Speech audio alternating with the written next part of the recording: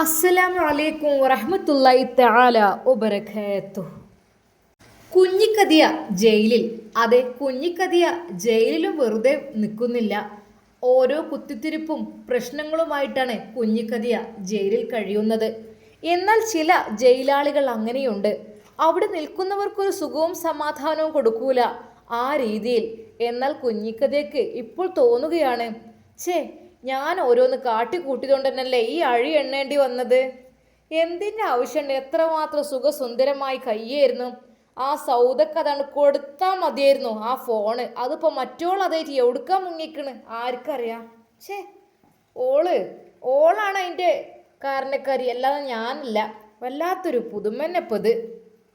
എന്നാൽ ആ രാത്രിയുടെ നിശബ്ദതയെ കീറി മുറിച്ചുകൊണ്ട് ജയിലിൻ്റെ ആ വലിയ ഇരുമ്പ് ഗേറ്റ് മെല്ലെ തുറന്നു.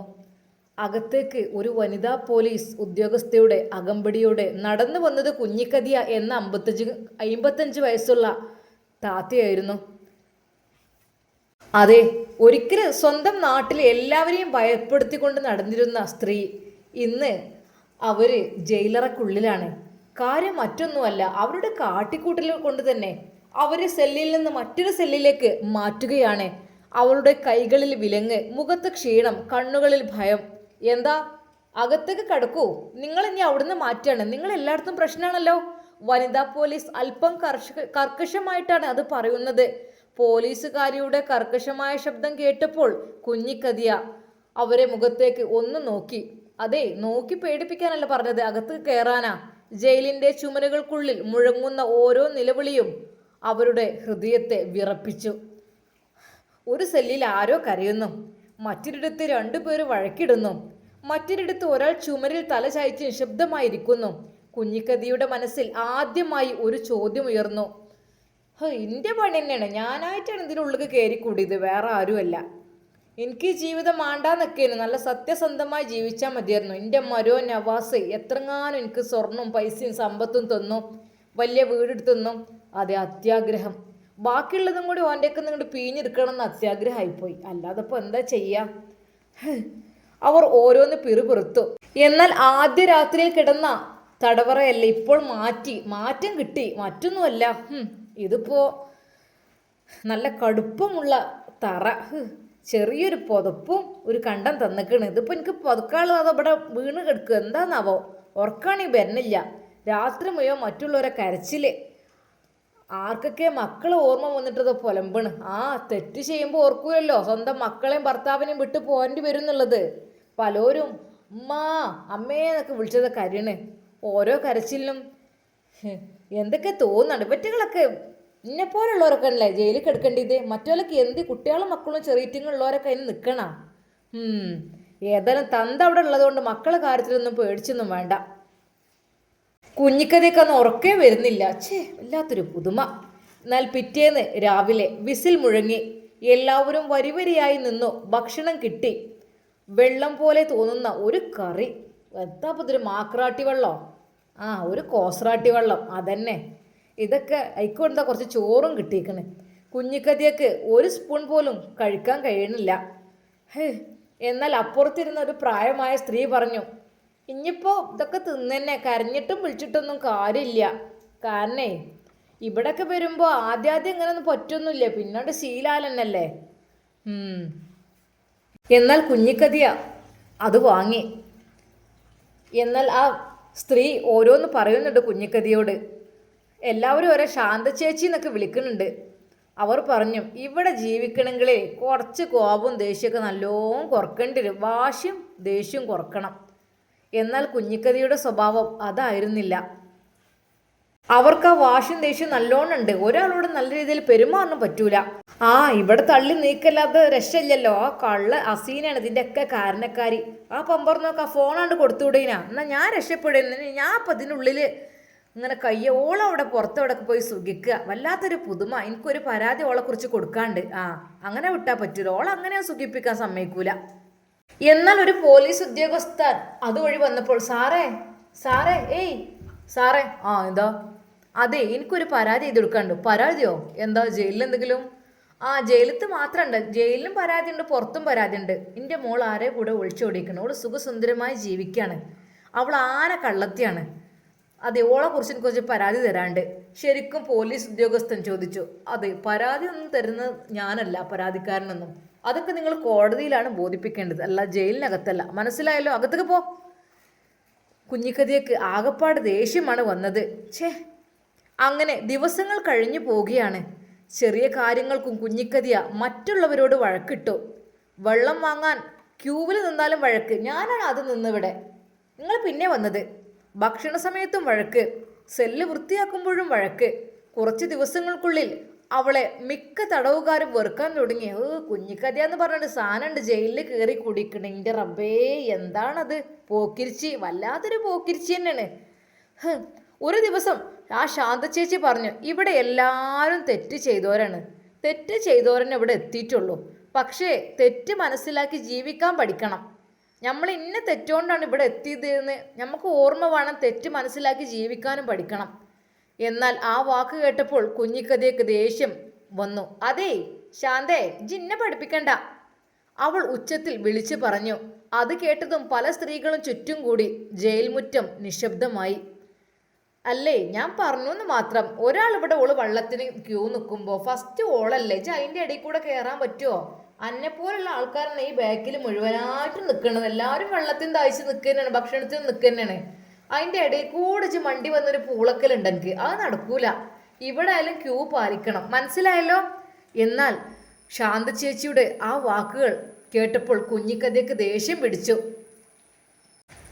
ശാന്തേ, ഇജ് അടങ്ങിക്കോ, ഞാൻ എന്ത് വേണമെന്ന് ഞാൻ തീരുമാനിക്കും. ഇന്ന ഒരാളും കീഴ്പ്പെടുത്താൻ നോക്കാൻ നിൽക്കണ്ട. ഇൻ്റെ ഇഷ്ടം പോലെ ഞാൻ ഇവിടെ ചെയ്യും. ഇജാരെന്നോട് ചോദിച്ചാനേ? ഇജ് ഒച്ചത്തിൽ ഇങ്ങനെ വർത്താനം പറഞ്ഞിട്ട് കുഞ്ഞിക്കതിയാ, ഇവിടെ വലിയ ആളാവൊന്നുമില്ല, ഇവിടെ എല്ലാവരും തെറ്റുകാരനാണ്. എന്നാൽ ആ വാക്ക് കുഞ്ഞിക്കതിയെ കൂടുതൽ പ്രകോപിപ്പിച്ചു. അവർ മുന്നോട്ട് ചാടി ശാന്ത ചേച്ചിയുടെ കൈ തട്ടി മാറ്റി. ശാന്ത ചേച്ചിയെ മാറിയില്ല. ഒരു നിമിഷം രണ്ടുപേരും ഉന്തും തള്ളുമായി. അവിടെ ഉണ്ടായിരുന്ന തടവുകാരെല്ലാം അത് കണ്ട് പേടിച്ച് നിലവിളിച്ചു. വേണ്ട വേണ്ട, രണ്ടുപേരും മുടി അങ്ങോട്ടും ഇങ്ങോട്ടും വലിച്ച് പറിച്ച് ഭയങ്കര തല്ലാണ്. കുഞ്ഞിക്കതിയും ശാന്ത ചേച്ചിയും അതാ സെല്ലിനുള്ളിൽ നിന്ന് പുറത്തേക്ക് ഇറങ്ങി ഭക്ഷണത്തിൻ്റെ ആ ഭാഗത്തേക്ക് തല്ലി തല്ലി അപ്പുറത്തെത്തിയിട്ടുണ്ട്. രണ്ടുപേരും ചെണ്ണക്ക് അങ്ങോട്ടും ഇങ്ങോട്ടും കൊടുക്കുന്നുണ്ട്. രണ്ടുപേരും മുടി വലിച്ച് പറിക്കുന്നുണ്ട്. അതിനിടയിൽ രണ്ടുപേരും വീഴുന്നുണ്ട്, ഉരുണ്ട് മറിയുന്നുണ്ട്. എന്നാൽ അവിടെ ഉണ്ടായിരുന്ന തടവുകാരെല്ലാം ഉറക്കെ നിലവിളിച്ചു, പോലീസിനെ വിളിക്കേ, പോലീസിനെ വിളിക്കേ. അവർ രണ്ടുപേരും ഒന്ന് ജീവൻ പോപ്പോ, അമ്മട്ടത കയ്യിൽ എന്തൊക്കെ ആയുധമൊക്കെ എടുക്കുന്നുണ്ട്, വേം വിളിക്കേ. പക്ഷേ അതിനു മുമ്പേ രണ്ടുപേരും തന്നെ നിലത്തേക്ക് ഉരുണ്ട് വീണിരുന്നു. പരസ്പരം പിടിച്ചു തള്ളി, മുടിക്ക് പിടിച്ച് വലിച്ച് ഒരുത്തി മറ്റേയാളുടെ കൈ തള്ളി മാറ്റാൻ ശ്രമിച്ചു. അപ്പോഴതാ കുഞ്ഞിക്കതിയ ശാന്തയുടെ കൈ ആഞ്ഞു കടിച്ചു. ഒരു കഷ്ണം കുഞ്ഞിക്കതിയുടെ തൊള്ളിയിൽ ആയതേപോലെ ആ രീതിയിൽ ഇറച്ചി കടിച്ചു പറിക്കുവാൻ ശ്രമിച്ചു. കയ്യിൽ നിന്ന് ചോരയൊഴുകുന്നു. ജയിലാകെ ബഹളം. കാവലുദ്യോഗസ്ഥർ ഓടിയെത്തി വിളിച്ചു പറഞ്ഞു, മതി മതി, നിർത്താനാ പറഞ്ഞത്, മതി. പക്ഷേ ഇരുവരും കേട്ടില്ല. ഉദ്യോഗസ്ഥർ പെട്ടെന്നെത്തി വളരെ പ്രയാസത്തോടെയാണ് രണ്ടുപേരെയും വേർപ്പെടുത്താൻ വേണ്ടി ശ്രമിക്കുന്നത്. എന്നാൽ വേർപ്പെടുത്താൻ വന്ന ഉദ്യോഗസ്ഥനോട് കുഞ്ഞിക്കതി, നീ ഒന്ന് പോടാ തന്തേ, എനിക്ക് അവളോട് കുറച്ച് പ്രതികാരം തീർക്കാണ്ട് എന്ന് പറഞ്ഞ് കുഞ്ഞിക്കതിയെ ശാന്തിയെ വീണ്ടും കടിക്കുവാൻ വേണ്ടി ഒരുങ്ങുന്നു. എന്നാൽ അതിനിടയിൽ അതാ വലിയൊരു വടിയുമായി അതാ രണ്ടുപേർക്കും പുറത്തേക്ക് നല്ലോണം കിട്ടുന്നു. രണ്ടുപേരും അതാ പതുക്കെ വേർപ്പെട്ടു. കുഞ്ഞിക്കതിയെ കിതച്ചു നിൽക്കുകയായിരുന്നു, വായിലൊക്കെ ചോര, പല്ലുമ്മലൊക്കെ. എന്നാൽ ശാന്തിയുടെ കൈകളിൽ നിന്ന് ഒരു കഷ്ണം തന്നെ പറഞ്ഞു പോന്ന പോലെ ഇരിക്കണം, അത്രക്കും കടിച്ചു പറിച്ചിട്ടുണ്ട് ദജ്ജാല്. രണ്ടുപേരെയും വേർതിരിച്ച് വേറെ സെല്ലുകളിലേക്ക് മാറ്റുകയാണ്. നിങ്ങൾ എന്താണ് ഇവിടെ? നിങ്ങൾ ജീവിക്കുന്ന കാലത്ത് ഇങ്ങനെ പരിപാടി ചെയ്തിട്ടല്ലേ ജയിലിലെത്തിയത്? അപ്പോൾ ജയിലിൽ നിങ്ങൾ സമാധാനം തരില്ല അല്ലേ? എന്നാൽ കുറച്ചു കഴിഞ്ഞ് ജയിൽ സൂപ്രണ്ടിൻ്റെ ഓഫീസിലേക്ക് കുഞ്ഞിക്കതിയെ കൊണ്ടുപോയി. അദ്ദേഹം അതാ കുഞ്ഞിക്കതിയെ കൗൺസിലിംഗ് ചെയ്യാണ്. ഇത് ജയിലാണ്, ഇവിടെ അക്രമം അനുവദിക്കില്ല. ഇനിയും ഇത്തരത്തിൽ പെരുമാറിയാൽ നിയമപ്രകാരം കൂടുതൽ ശിക്ഷ നേരിടേണ്ടി വരും. നിങ്ങളുടെ ജീവിതം ഇനിയും കഠിനമാകരുത്. ആ വാക്കുകൾ കേട്ട് കുഞ്ഞിക്കതിയ ഒരു നിമിഷം അയാളുടെ മുഖത്തേക്ക് നോക്കി. സാറേ, ഇന്നാണ് ഫസ്റ്റ് ഓള് പറഞ്ഞത്. ഞാൻ വിഷന്നപ്പോൾ ശരിയാണ്, ഇടയിൽ കയറിക്കൂടി, അത് ശരിയാണ്. പക്ഷെ അതിൻ്റെ ഇടയിൽ കൂടെ ഓളെന്തിനെ മുൻകൈ എടുത്ത് പറഞ്ഞു? ബാക്കിയുള്ള ആരും മിണ്ടിയില്ലല്ലോ. അതെ കുഞ്ഞിക്കതിയ, ഞാൻ ഒരു കാര്യം പറയാം, എല്ലാവരും വിശന്ന് നിൽക്കുകയാണ്. അപ്പോൾ ആരാണ് ഫസ്റ്റ് ക്യൂ നിന്ന് ഫസ്റ്റ് എത്തുന്നത് അവർക്കാണ് ആദ്യം ഫുഡ്. അല്ലാതെ ബാക്കിലുള്ളവർ പെട്ടെന്ന് മുന്നിലേക്ക് വന്ന് കയറി പൂളി വെച്ചിട്ട് എന്താ പറയുക, അത് ഭക്ഷണത്തിന് നിന്നാൽ മറ്റുള്ളവർക്ക് അതൊരു വിഷമാവൂലേ? അപ്പം നിങ്ങളുടെ ഭാഗത്തല്ല തെറ്റ് സാറേ, എൻ്റെ ഭാഗത്തൊന്നല്ല. ശാന്താണ് എന്നെ ചീത്തന്ന്, അതുകൊണ്ടാണ്. അല്ലേ ഞാൻ ബാക്ക് പോയി നിന്നേനു. ശാന്തൻ്റെ നാവ് ഞാൻ അരിഞ്ഞെടുക്കും കരുതിക്കോ. നിങ്ങളല്ലേ ശാന്തയെ കടിച്ചു പറിച്ചത്. അവർക്ക് ഇഞ്ചക്ഷനൊക്കെ കൊടുത്തിട്ടുണ്ട്, കാരണം പോയിസൻ്റെ. അത്രക്കും മൃഗത്തിൻ്റെ രീതിയിലാണ് നിങ്ങൾ ഒരു മാംസം കടിച്ചു പറിച്ചിരിക്കുന്നത്. സാറേ അതങ്ങനെ ഒന്നല്ല, എന്നെ അപമാനിച്ചാണ് ഓള് ഞാൻ വെറുതെ വിടൂല സാറേ. അതെ, ഇത് ജയിലാണ്, നിങ്ങൾക്ക് ഇതിനേക്കാളും വേറെ വലിയ ശിക്ഷ ലഭിക്കും. പിന്നെ തൂക്കിക്കൊല്ലാൻ വരെ വിധിക്കൂട്ടോ. ഇങ്ങനെ ജയിലാളികളെയും നിങ്ങൾ ശല്യപ്പെടുത്തി കഴിഞ്ഞാൽ പിന്നെ ആജീവന തടവായിരിക്കും. നിങ്ങൾ ചെയ്ത തെറ്റിന് ശിക്ഷ അനുഭവിക്കുകയാണ് ഇപ്പോൾ. എല്ലാവർക്കും ഓരോ തെറ്റുകളുണ്ടാവും, അതിനനുസരിച്ചുള്ള ശിക്ഷയാണ് ഞങ്ങൾ നൽകുന്നത്. അത് ഇവിടുത്തെ നിയമത്തിൻ്റെ ഭാഗമാണ്. പക്ഷെ നിങ്ങൾ ജയിലിനുള്ളിൽ അടി ഉണ്ടാക്കുകയാണെങ്കിൽ അതൊരിക്കലും ഇവിടെ നടക്കുന്ന കേസല്ല. ഇവിടുന്ന് മാറ്റും. അത് മാത്രമല്ല, ശിക്ഷ അധികരിപ്പിക്കും നിങ്ങൾക്ക്. അങ്ങനെ ആ പുതിയ സെല്ലിലാണ് അന്ന് കുഞ്ഞിക്കതിയ കഴിയുന്നത്. അങ്ങനെ ജയിലിലെ സൈറൺ മുഴങ്ങി. രാവിലെ വെളിച്ചം പതിയെ സെല്ലുകളുടെ ഇരുമ്പഴികൾക്കുള്ളിലൂടെ അകത്തേക്ക് കയറി. എന്നാൽ ആ വെളിച്ചം കുഞ്ഞിക്കതിയുടെ മനസ്സിലേക്ക് എത്തിയില്ല. തനിച്ചുള്ള സെല്ലിൽ അവൾ മതിലിലേക്ക് നോക്കിയിരിക്കുകയായിരുന്നു. ഒറ്റയ്ക്ക് പിന്നെ കൂട്ടിലിട്ട പട്ടിയാളമാരെയാണ് ഞാൻ നിൽക്കുന്നത്. മറ്റേത് അറ്റങ്ങളെങ്ങനെ ഉണ്ടേനും വർത്താനം പറഞ്ഞ് ചിരിച്ചാനൊക്കെ വല്ലാത്തൊരു പുതുമ. മുഖത്ത് കോപം, മനസ്സിൽ പ്രതികാരം. എന്നെ എല്ലാവരുടെയും മുമ്പിൽ അപമാനിച്ച ശാന്തയാണ്, അവളെ ഞാൻ ഒരിക്കലും വെറുതെ വിടൂല. ആ ചിന്ത വീണ്ടും വീണ്ടും കുഞ്ഞിക്കതിയുടെ മനസ്സിൽ കത്തിക്കൊണ്ടിരുന്നു. രാത്രിയിൽ പോലും ഉറക്കം വന്നില്ല. ഈ ജയിലിനകത്ത് ഒറ്റയ്ക്ക് കഴിയൂല, എന്തെങ്കിലും മുണ്ടി പറഞ്ഞൊക്കെ ഇരിക്കേനും. ഓരോ നിമിഷവും അവൾ ജയിലിൻ്റെ മതിലുകൾ നോക്കി ചിന്തിച്ചു, ഇവിടെ നിന്ന് എങ്ങനെയെങ്കിലും പുറത്തിറങ്ങണം. അവൾ ജനലിൻ്റെ കമ്പികളെല്ലാം നോക്കി. എന്തൊരു വലിയ വണ്ണമുള്ള ഇരുമ്പഴികളാണ്. വാതിലിൻ്റെ പൂട്ടിലേക്ക് നോക്കി. കാവൽക്കാരുടെ നടപ്പ് ശ്രദ്ധിച്ചു. പക്ഷേ ഇവിടുന്ന് എങ്ങനെയെങ്കിലും ചാടണല്ലോ. പക്ഷേ കുറച്ച് സമയം കഴിഞ്ഞപ്പോൾ തന്നെ അവൾക്ക് മനസ്സിലായി, ഈ മതിലുകൾ ഭയങ്കര ശക്തമാണ്. നമ്മളൊന്നും കാട്ടിയാൽ ഇവിടെ നിന്ന് രക്ഷപ്പെടുക ഒരു സ്വപ്നം മാത്രമാണ്. അവർ നിരാശയോടെ അവിടെ നിലത്തിരുന്നു. എന്നാൽ ഉച്ചഭക്ഷണത്തിനുള്ള സമയം. ഓരോ തടവുകാരും വരിവരിയായി നിന്നു. സ്റ്റീൽ പാത്രത്തിലേക്ക് കുറച്ച് ചോറ്, നേർത്ത സാമ്പാർ, അല്പം കറി. കുഞ്ഞിക്കതിയ ഭക്ഷണം വാങ്ങി തിരിഞ്ഞപ്പോൾ അല്പം അകലെ ശാന്തയും ഭക്ഷണം വാങ്ങി വരുന്നത് കണ്ടു. ഇരുവരുടെയും കണ്ണുകൾ ഒരു നിമിഷം കൂട്ടിമുട്ടി. ശാന്ത ഒന്നും പറഞ്ഞില്ല. അവൾ ശാന്തമായി സ്വന്തം വഴിയിലൂടെ നടന്നു. പക്ഷേ കുഞ്ഞിക്കതിയുടെ മനസ്സിലെ കോപം വീണ്ടും പൊട്ടിത്തെറിച്ചു. ഓള പണിയാണ് എന്നെ ഒറ്റയ്ക്ക് കൂട്ടിലാക്കിയത്, ഓളെ ഞാൻ വിടൂല. അവൾ മുന്നോട്ട് ചെന്നു. എൻ്റെ ജീവിതം ഇങ്ങനെയായത് നിന്റെ കാരണമാണ് എന്നവൾ ഉച്ചത്തിൽ വിളിച്ചു പറഞ്ഞു. ചുറ്റുമുണ്ടായിരുന്ന തടവുകാർ തിരിഞ്ഞു നോക്കി. ശാന്ത പതുക്കെ പറഞ്ഞു, ഇവിടെ വഴക്കുണ്ടാക്കിയ നഷ്ടം നമ്മൾക്ക് തന്നെയാണ്. ഞാൻ നിങ്ങളോടൊരു കാര്യം, നല്ല കാര്യമല്ല പറഞ്ഞത്. എത്രയോ ആളുകൾ ക്യൂ നിൽക്കുന്നു. അതിനിടയിൽ നിങ്ങൾ കയറി വന്നാൽ പിന്നെ പറയണ്ടേ? എല്ലാവരും ഇതുപോലെ വിശപ്പും ദാഹം ഉള്ളവരെന്നല്ലേ? പക്ഷേ ആ വാക്കുകൾ പോലും കുഞ്ഞിക്കതിയെ ശാന്തയാക്കിയില്ല. കോപത്തിൽ അവൾ കയ്യിലുണ്ടായിരുന്ന ഭക്ഷണപാത്രം നിലത്തേക്ക് എറിഞ്ഞു. അതെ, ശാന്തയുടെ കയ്യിലുണ്ടായിരുന്ന ഭക്ഷണപാത്രം തട്ടിത്തെറിപ്പിച്ചു. പാത്രം ഉരുണ്ടുപോയി. ചോറും സാമ്പാറും നിലത്ത് ചിതറിപ്പോയി. ജയിലിനുള്ളിൽ ഒരു നിശബ്ദത. ഉദ്യോഗസ്ഥർ ഉടൻ ഓടിയെത്തും. മതി, എന്താ ഇത്? എപ്പോഴും ഇത് തന്നെയാണല്ലോ നിങ്ങൾ തമ്മിൽ. നിങ്ങളെ ജയിലിൽ നിന്ന് തന്നെ പുറത്താക്കി വേറെ വലിയ ജയിലിലേക്കും കൊണ്ടുപോകേണ്ടി വരും. അവരുടെ കർശനമായ ശബ്ദം മുഴങ്ങി. രണ്ടുപേരെയും അകറ്റി നിർത്തി. ഇത്തവണ ശാന്ത പ്രതികരിച്ചില്ല. അവൾ തലകുനിച്ച് മാറി നിന്നു. കുഞ്ഞിക്കതിയ മാത്രം ഇപ്പോഴും ദേഷ്യത്തിൽ വിറച്ചു നിന്നു. അന്ന് വൈകുന്നേരം ജയിലുദ്യോഗസ്ഥൻ കുഞ്ഞിക്കതിയെ വിളിച്ചു. അദ്ദേഹം ശാന്തമായെങ്കിലും ഉറച്ച ശബ്ദത്തിൽ പറഞ്ഞു, ഇവിടെ എല്ലാവർക്കും ഒരേ നിയമമാണ്. കോപം കൊണ്ട് നിങ്ങൾക്ക് ഒന്നും നേടാനാവില്ല. വീണ്ടും അച്ചടക്ക ലംഘനം ആവർത്തിച്ചാൽ അതിന് നിയമപ്രകാരമുള്ള നടപടികൾ ഉണ്ടാകും. ആ വാക്കുകൾ കേട്ട് കുഞ്ഞിക്കതിയ ഒന്നും മിണ്ടിയില്ല. അവർ തിരികെ സെല്ലിലേക്ക് നടന്നു. ആ രാത്രി ജയിലിൽ വീണ്ടും നിശബ്ദത. താൻ മാത്രമുള്ള ജയിലിൽ ഇപ്പോഴാണ് ജയിൽ പോലെയായത്. മറ്റേത് ആൾക്കാരിടയിലാവുമ്പോൾ അത്ര തോന്നുന്നില്ലായിരുന്നു. പുറത്ത് മഴ പെയ്യുന്നു. സെല്ലിനുള്ളിൽ ഒറ്റയ്ക്കിരിക്കുന്ന കുഞ്ഞിക്കതിയ ഇരുമ്പഴികൾക്കിടയിലൂടെ ആകാശത്തേക്ക് നോക്കി. അവളുടെ മനസ്സിൽ ആദ്യമായൊരു ചോദ്യം ഉയർന്നു. പ്രതികാരം പിടിച്ചു നിന്നാൽ എൻ്റെ ഈ ജീവിതം മാറുമോ? ആ ചോദ്യത്തിന് മറുപടി പറയാൻ അവൾക്കായില്ല.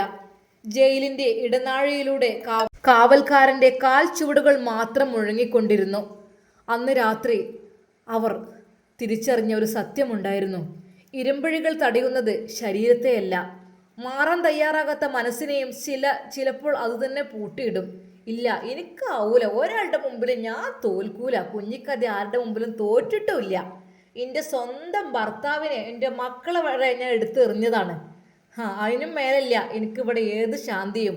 ഞാൻ ഒരിക്കൽ പോലും വിട്ടുകൊടുക്കൂല. ശാന്തനെ ഞാൻ കൊന്നിട്ട് ജയിലിൽ കിടന്നാലും വേണ്ടിയില്ല. അതെ, കുഞ്ഞിക്കഥയുടെ പ്രതികാരം ആളിക്കത്തുകയായിരുന്നു. എന്നാലും പാവം നവാസ് ഇതിനുള്ളിലുണ്ടാവുമല്ലോ. ഓനെ എവിടെയെന്നാവും. ഓനൊന്ന് കാണ്ടീനും, ഓനോടൊന്ന് പറയണം ആ ഒരു അക്കൗണ്ട് അത് ക്ലോസ് ചെയ്യാൻ. അല്ലെങ്കിൽ എൻ്റെ മോള് ഓള് നല്ലോണം സുഖിക്കും. എൻ്റെ മോള് ചില്ലറക്കാരിയല്ല, എൻ്റെ അസീന. അതെ, നവാസിനെ കാണട്ടെ, രണ്ട് വർത്താനം പറയാണ്ട്. അത് ആ ഒരു കടൻ്റെ മുഴുവൻ ക്ലോസ് ചെയ്യുക, ആ ഒരു അക്കൗണ്ട് മരവിപ്പിക്കണം. അതാണ് വേണ്ടത്. സൗദന്റെ പേരിൽ എന്ന് പറഞ്ഞ് വരുന്നത് ഇപ്പോൾ സുഖിക്കുന്നത് അസീനാണ്. സമ്മതിച്ചൂലേട്ട മോളെ, ഇജ് എന്നെ ഇവിടെ ചാക്കിലാക്കി പോയിട്ട് ഇജങ്ങനെ സുഖിക്കാണ്. ഒരിക്കലും സമ്മതിച്ചൂല. കുഞ്ഞിക്കഥ ആരാ മോള് ചിട്ടിക്കണേ? നവാസിനെ കണ്ട് ഞാൻ ഉള്ള കാര്യം പറയും. എല്ലാ കള്ളത്തരങ്ങളും ആ സൗദ പൊട്ടത്തിയാണ്. പെണ്ണ് ബുദ്ധിയില്ലാത്ത സാധനം, മാനസിക രോഗി. ആ പെണ്ണ്, ആ പെമ്പർന്നോള് എന്താണ് പൊട്ടത്തി കഥയാണ്. എൻ്റെ കുഞ്ഞിക്കഥയാണ് മോള് പൊട്ടത്തി കഥയാ. അതെ, എല്ലാം അസീന ഞാൻ നിർത്തിക്കോളട്ടെ. എൻ്റെ സുഖസുന്ദരമായ ജീവിതമൊക്കെ കഴിഞ്ഞ് മോള് ജയിലിൽ കിടന്ന് നിരകിക്കണം. അതാ വേണ്ടത്. ഞാൻ ഇവിടെ നിരകിക്കണേ പോലെ എനിക്ക് ശരിക്കും നീച്ചേക്കാൻ പോലും ഇത് കഴിയണില്ല ഈ ഒരു ഇരുട്ടറയിൽ. എൻ്റെ റബ്ബേ, വല്ലാത്തൊരു പുതുമ. എന്നിട്ട് ഓള് സുഖമായി ജീവിക്കുക, ഞാൻ ഇവിടെ ഇതിങ്ങനെ അനുഭവിക്കുക. പിന്നെ എന്താന്നില്ലേ? കുഞ്ഞിക്കഥിയ പുലമ്പിക്കൊണ്ടിരുന്നു. ആ ശാന്തന്റെ പണിയാണ് എന്നെ ഈ കൂട്ടിലടിച്ചത്. അപ്പോഴും അവർക്ക് സമാധാനമുണ്ടായിരുന്നില്ല. എങ്ങനെയെങ്കിലും ശാന്തനെ കൊല്ലണം എന്നുള്ള ചിന്താഗതിയായിരുന്നു കുഞ്ഞിക്കഥയ്ക്ക് ഉണ്ടായിരുന്നത്. എന്നാൽ ഈ സമയം അതാ പുത്തൻ വീട് തറവാട്ടിൽ മിസ്സിരി നുസേബിയെ അടുക്കളയിൽ സഹായിച്ചു കൊണ്ടിരിക്കുകയാണ്. എന്നാൽ മിസ്സിരി അവിടെ വന്നതൊന്നും നമ്മുടെ സൗദക്ക് ഇഷ്ടമായിട്ടില്ല. സൗദ കുശുമ്പോടെ അവിടെ കിടക്കുകയാണ്. എന്തെന്നറിയില്ല. എന്നാൽ സൗദക്ക് നുസേബിയോട് എന്തൊക്കെ പറയണമെന്നുണ്ടായിരുന്നു. പാവം മിസ്സിരി, അവൾക്ക് സൗദയോട് ഭയങ്കര ബഹുമാനമായിരുന്നു. നിങ്ങൾക്ക് എന്ത് കുടിക്കാൻ? ചായ വേണോ കാപ്പി വേണോ? എനിക്ക് പാല് മതി, നല്ലോണം പഞ്ചസാര ഇട്ടോണ്ടി. പിന്നെ ഈ ഇവിടെ പണിക്ക് വന്നതല്ലേ? ഒരു നിമിഷം മിസ്സിരിയുടെ മുഖം വല്ലാതെയായി. ഞാൻ ഒരു കോളേജിൽ അഡ്മിഷൻ എടുക്കാൻ വേണ്ടിയിട്ട്. ഇവിടെ പണിക്ക് ആണെങ്കിൽ ഇവിടെ നിന്നാൽ മതി, വെറുതെ നിൽക്കണ്ട കേട്ടോ. ഇവിടെ വെറുതെ ഇങ്ങനെ ആൾക്കാരെ നിർത്തിക്കാണ്ട് സഹായിക്കുന്ന പരിപാടി ഉമ്മാക്കുണ്ട്. അതുകൊണ്ട് ജോലിക്ക് വേണമെങ്കിൽ ഇവിടെ നിന്നോ, അല്ലാതെ ഇവിടെ വെറുതെ ഓസിക്ക് നിൽക്കാനാണെങ്കിൽ ഇവിടെ നിൽക്കന്നെ വേണ്ട. ശരിക്കും അതാ മിസ്സിരിയോട് സൗദ അത് പറഞ്ഞപ്പോൾ അവളുടെ മുഖം വല്ലാതെയായി. ഞാനിവിടുത്തെ ജോലിയും കാര്യങ്ങളൊക്കെ ചെയ്യുന്നുണ്ട്. ജോലിയും കാര്യങ്ങളും ചെയ്യുന്നുണ്ട് എന്നല്ല, ഇവിടെ വേലക്കാരത്തി നിൽക്കണം എന്നുള്ളതാണ്, വേറൊന്നുമല്ല. എന്നാ വെള്ളം ഈ ക്ലാസ് ഇത് കൊണ്ട് മൂറി വെച്ചാളാം. പിന്നെ മിസ്സിരിയെ, എൻ്റെ 2 കൂട്ട് ഡ്രസ്സ് അവിടെ മൂലയ്ക്ക് ഞാൻ വെച്ചേക്കണേ. നല്ലോണം തിരുമ്പിക്കാളാം. വാഷിംഗ് മെഷീനിൽ ഇടരുതിട്ടാ. എനിക്ക് ആ വാഷിംഗ് മെഷീനിലിട്ട് പിഴിഞ്ഞ് കഴിഞ്ഞാൽ ഡ്രസ്സ് കേടരും. അത് നല്ലോണം പുറത്ത് കല്ലുമ്മ തിരുമ്പിക്കാണ്. നല്ല വെയിലുണ്ടെങ്കിൽ വെയിലത്തിട്ട് ഉണക്കി കൊണ്ട് കൊണ്ടുവരും. എന്നിട്ട് ഇസ്തിരിട്ട് കൊണ്ടുവരട്ടാ. ആയിക്കോട്ടെ ഞാൻ ചെയ്തോളാം. അങ്ങനെ അതാ സൗദിയുടെ ഡ്രസ്സെല്ലാം അവൾ കൊണ്ടുപോകുന്നു. എന്നാൽ രഹസ്യമായിട്ടാണ് മിസ്സിരിയെ സൗദ പീഡിപ്പിക്കുന്നത്. അതൊന്നും ഉമ്മ അറിയുന്നില്ല. ഐഷുമ്മ പറഞ്ഞു, മിസ്സിരിയെ മോളെ മതി, എത്ര നേരമായി ഇപ്പം ഇജ്ജ് തുടങ്ങിയിട്ട്? ഇനി മതി, നിർത്തിക്കാളാ ഉമ്മ. എന്നാൽ നുസൈബ പറഞ്ഞു, ഉമ്മ ഞാൻ മിസ്സിരിനോട് കുറേ പറഞ്ഞു, ഈ ഇങ്ങനെ 1-2 പൂതിക്ക് എടുത്ത, പക്ഷെ ഇങ്ങനെ ഒന്നായിട്ട് എടുക്കാന്നൊക്കെ വെച്ചാൽ ഇപ്പം മേലെ മുകളിലത്തെ റൂം ഫുള്ളും അടിയത്തും ഒക്കെ ഒന്നായിട്ട് അടിച്ചു വാരി തുടക്കലൊക്കെ ചെയ്യണം. ഞാൻ പറഞ്ഞു 1-1 തുടച്ചാൽ മതി, മേലെ ഒരു പ്രാവശ്യം തുടക്കുകയാണെങ്കിൽ പിന്നെ 2 ദിവസം കഴിഞ്ഞിട്ട് ഒന്നും പോയി തുടക്കണമെന്നൊന്നും ഇല്ലല്ലോ. അവിടെ പൊടിയും ചളിത് ഇപ്പോൾ മഴക്കാലം കൂടി ആയപ്പോൾ അത്രതൊന്നും ഉണ്ടാവില്ല. എന്നാൽ മിസ്സിരി പറഞ്ഞു, അതൊന്നും സാരമില്ല, അതിനിപ്പോൾ എന്താ, എന്നാൽ ഈ സമയം വാഫി ഉസ്താദ് അതാ തിരിച്ചു പോവുകയാണ്. അവൻ അന്ന് പള്ളിയിലായിരുന്നു കിടന്നിരുന്നത്.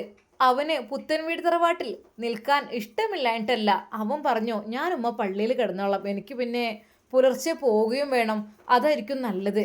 എന്നാൽ ഐഷുമ്മ പറഞ്ഞു, പൊന്നാര മോനെ ഇവിടുന്ന് പോകാം, അതിനിപ്പോൾ എന്താ? അല്ലമ്മ കുഴപ്പമൊന്നുമില്ല. അതുകൊണ്ട് തന്നെ അതാ വാഫി ഉസ്താദ് പള്ളിയിലേക്കായിരുന്നു പോയത്. എന്നാൽ ഷമ്മാസ് വന്നപ്പോൾ വാഫി ഉസ്താദിനെ കാണുന്നില്ല. ഉമ്മ, വാഫി ഉസ്താദ് അവൻ പള്ളിയിലേക്ക് പോവാണെന്ന് പറഞ്ഞ് പോയിട്ടുണ്ട്, ഞാൻ അവിടുന്ന് പുലർച്ചെയാണ് ട്രെയിനെന്നും പറഞ്ഞു, അങ്ങനെയൊക്കെ പറഞ്ഞു. ഇനിയിപ്പോൾ എന്തൊക്കെയാവോ? അല്ലുമ്മ, നമുക്ക് കല്യാണത്തിനെ കുറിച്ചൊന്ന് ചർച്ച ചെയ്യായിരുന്നു. പൊന്നാര കുട്ടി നവാസ് വരട്ടെ. നവാസ് വരാത്തപ്പോൾ നമ്മൾ കല്യാണത്തിനെ കുറിച്ച് ചർച്ച ചെയ്തിട്ട് എന്താ? ഓന് തീരെ ഒരു ബോധമില്ല. ഞാൻ ഇപ്പം എന്താ കാട്ട്? ഇങ്ങനെയൊക്കെ ആൺകുട്ടികൾ ഒന്നുമില്ലെങ്കിൽ ഓൾക്ക് തുടങ്ങുക, മറ്റോൾ ഇവിടെ ഈ കോലത്തിൽ സുഖമില്ലാതെ കെടുക്കുക. ഇങ്ങനെയൊക്കെ ആകുമ്പോൾ നവാസിന് എങ്ങനെ ബിസിനസ് എന്നും പറഞ്ഞ് അവിടെയും ഇവിടെയും പോയി നിൽക്കാൻ കഴിയണത്? ഓൻ എന്തിൻ്റെ കേടാണത്? ഒന്ന് കണ്ടറിഞ്ഞൂടെ? രണ്ടാളാണ് പോഞ്ഞിപ്പോൾ ആശുപത്രി കൊണ്ടുപോലും ഇതിനൊക്കെ നടക്കണം. ഇവൾക്കാണ് ഇങ്ങനെ ഈ ഒരു മട്ടത്തിൽ ഇവൾക്ക് ഈ ഓർമ്മ വന്നിട്ടും പോയിട്ടും അങ്ങനെ ഒരു മൂലക്കിൽ ഇവളിരിക്കുക. നവാസ് ഈ കോലം കാട്ടിയത് വല്ലാത്തൊരു പുതുമ തന്നെയാണല്ലോ ഇപ്പോൾ ഇത്.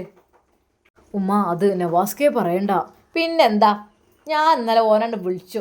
ഞാനാണ്ട് വിളിച്ചു കണ്ട് ചോദിച്ചു. അപ്പോൾ ഓൻ പറഞ്ഞു ഇങ്ങനെയൊക്കെയാണ്, അങ്ങനെയൊക്കെ പറഞ്ഞു. ഏതായാലും ഉമ്മ, നിങ്ങൾ ഞാൻ വിളിച്ചു. ഒരു നമ്പർ ഇന്ത്യക്ക് ഫോൺ വന്നില്ലേനോ, അപ്പോൾ അതിക്ക് ഞാൻ തിരിച്ചാണ് വിളിച്ചു. ആദ്യമൊന്നും മുണ്ടിയില്ല, പിന്നെ ഉമ്മ അങ്ങനെ എന്നൊക്കെ പറഞ്ഞുകാണ്ട് വിളിച്ചു കണ്ടു. ഉമ്മ, സത്യത്തിൽ എന്ത് സംഭവിച്ചത്? എൻ്റെ പൊന്നാര കുട്ടി, ഞാൻ വിളിച്ചേ, അവനക്ക് മനസ്സിലായി അതെ ജയിലിലെ നമ്പറിലേക്കാണ്, ജയിലിലുള്ള പോലീസിൻ്റെ നമ്പറിലേക്കായിരിക്കും ഉമ്മ വിളിച്ചത്. ഉമ്മ എന്നെ അങ്ങനെ വിളിക്കരുത് കേട്ടോ. അതൊക്കെ അവിടെ വലിയ ഉദ്യോഗസ്ഥന്മാരൊക്കെ വേറെ അവിടെയും ഇവിടെയൊക്കെ. നവാസ്കാർക്ക് അങ്ങനെ ഫോൺ എടുക്കാനൊന്നും പറ്റില്ല, അത് വേറൊരു നമ്പറിൽ നിന്ന് വിളിച്ചതാണ്. നവാസ്കാരുടെ നമ്പർ അതല്ലല്ലോ. എന്തായാലും വേണ്ടില്ല, എൻ്റെ കുട്ടീനോട് ഞാൻ വർത്താനം പറഞ്ഞു. അപ്പം ഞാൻ പറഞ്ഞു ഇങ്ങോട്ട് പോര് എന്നൊക്കെ പറഞ്ഞു. അപ്പോൾ ഓൻ പറഞ്ഞു, ഉമ്മ നോക്കട്ടെ, ഞാൻ പറ്റുന്നുണ്ടെങ്കിൽ വരാം, അല്ലെങ്കിൽ വന്നുകാണ്ട് കുറച്ച് ദിവസം 4 ദിവസം നിന്നുകാണ്ട് ഞങ്ങളോട് പോരും എന്നൊക്കെ പറഞ്ഞു. ഞാൻ പറഞ്ഞു എന്തായാലും വേണ്ടിയില്ല, ഓലെ കാര്യമൊക്കെ ഒന്ന് നോക്കണം എന്നൊക്കെ പറഞ്ഞിക്കണ്. പിന്നെ മോനെ, എന്നോട് പറയാൻ ഇനിയിപ്പോൾ ഒരേ ഒരു അളിയനാണുള്ളത്. ഈ ഒരു അളിയൻ്റെ കല്യാണം ഇതിപ്പോൾ നിക്കാഹ് എന്നോട് പറഞ്ഞില്ല എന്നുള്ളൊരു ഖേദം, അതൊരു ഇതല്ലേ?